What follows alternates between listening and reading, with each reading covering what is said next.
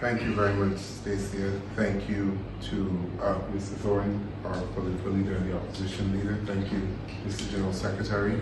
I just want to say a big thank you to the people of Barbados, to the members of the Democratic Labour Party. And really, I want to begin this in a slightly spiritual way, because we are journeying towards Easter. And as we journey towards Easter and the resurrection of our true Lord and Savior, Jesus Christ, I want us to be reminded of Romans 8:28. And we know that all things work together for the good of them that love God, to them who are called according to his purpose. All things work together for the good. Amen.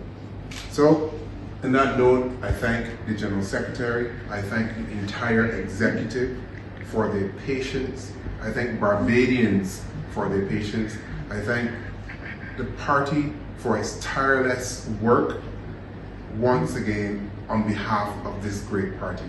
I would also like to really officially welcome Mr. Ralph Thorne back into the Democratic Party.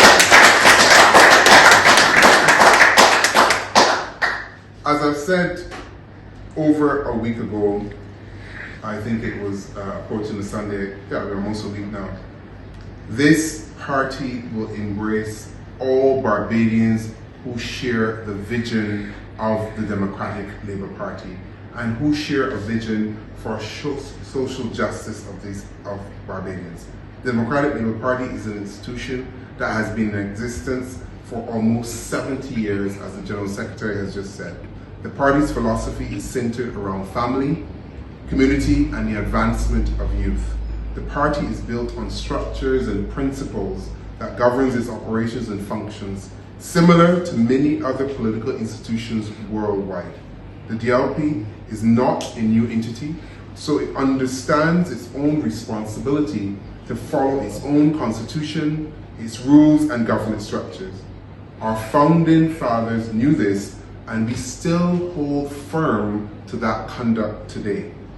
Policy and process were two tenets that guided the deliberations of the party's executive when we met to consider Mr. Thorne's application to join this great party. As president, I have not commented on Mr. Thorne's application, as I have never discussed or negotiated on any party issue in the press or in the public. I believe that internal party matters should be discussed and ventilated internally. I genuinely believe that maturity and confidentiality are critical in the handling of sensitive matters of this party on behalf of the people of this country. One must keep a level head, otherwise these matters may descend into complete chaos.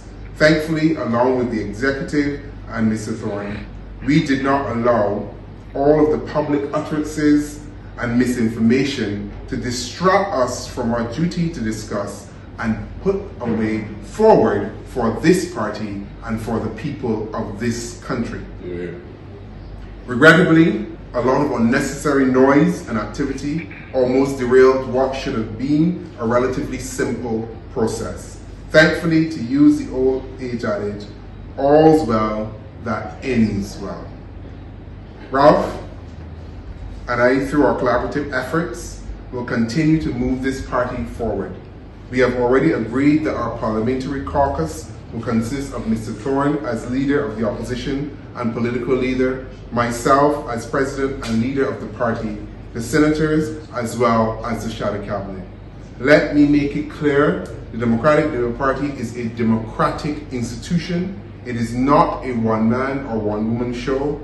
It is not a dictatorship. We welcome suggestions from the entire membership in all pertinent areas of the country's business and of the party's business. Let there be no doubt this party is moving in the right direction.